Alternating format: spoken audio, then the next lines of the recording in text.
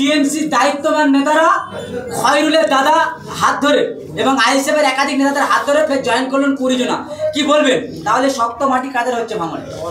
শওকত মোল্লা যে কথা বলছে যে আমি 26-এ যদি কিনা না জিততে পারি আর নওশাদকে না যদি হারাতে পারি তাহলে আমি রাজনীতি ছেড়ে দেবো, তবে শওকত মোল্লাকে এই কথা বলার জন্য আমরা খুব খুশি, আইএসএফ ভাঙড়ে খুব খুশি, কারণ ও দুয়া আল্লাহ কবুল করেছে ইনশাআল্লাহ, এটা করেছে। আর একটা কথা বলছি, पात्थर को पीसकर कभी मैदान नहीं बांधते, और इस भांगड़ में नौशाद को हराने के लिए ऐसा कोई माई के लाल पैदा नहीं हुए।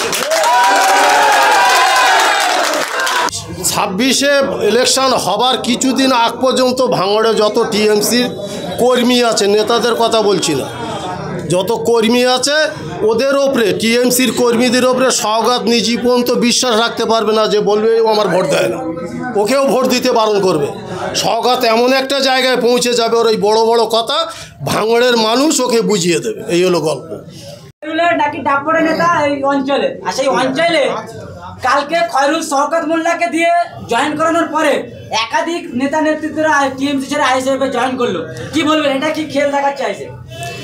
আইএসএফ কোনো খেল দেখায় না, এরা মাঠে গিয়ে খেলা করে, জনগণের পাশে থাকে। জনগণ মানে আইএসএফের কর্মীদের, শুধু কর্মীরা যা করছে, মানুষের পরিষেবা দিচ্ছে, এটা ভালো ভালো কাজ করছে। ভাইজান কি করছে, তার থেকে কর্মী যারা করছে, এদের আচরণ দেখে সাধারণ মানে জনগণ তো আসছে আইএসএফের দিকে ঝুঁকে ঝুঁকে। শুধু এই না, আগে 26-এর ভোটের আগে ভাঙড়ে দেখবে, শুধু আমাদের অনুষ্ঠান আজকের দ্বিতীয় দিন নয়, এরকম আরও অনুষ্ঠান হাজার হাজার দেখতে পাবে। খয়রুলকে বারংবার বলা হতো ডাপড়ের নেতা, তিনি কি তাহলে আজকে প্রমাণ হয়ে গেল তিনি বকাটে নেতা বলে আপনার কি দাবি করবেন? কি উনি আমার ডাপড়ের নেতা? বারংবার একাধিক চ্যানেলে তাদেরকে দেখানো হতো যে খয়রুল মোস্তান ডাপড়ের নেতা, আর সেই ডাপড় নেতার এলাকাতে একাধিক মানুষ টিএমসি ছেড়ে আইএসএফ এ জয়েন করছে, তাহলে কি তিনি বকাটে নেতা হয়ে গেল? খয়রুলকে আমরা কোনো সময় নেতা বলে মানি না, আর আজও মানব না। উনি একজন মানে কী বলবো, একটা শ্রমিক বললেও চলে। যে শ্রমিকের সম্মান আছে, খয়রুলের সে সম্মানটা নেই।